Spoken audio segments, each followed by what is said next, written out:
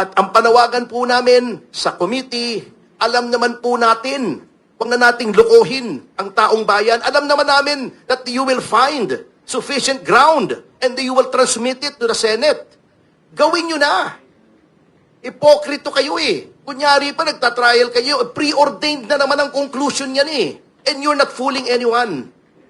So, gawin nyo na. Ngunit, siyempre, hindi nila gagawin dahil gagawin nila ito to rake the Vice President over the coals. That is why we believe in the PDP that it was a very smart move for the Vice President not to attend. Siyempre, ititwist nila yan.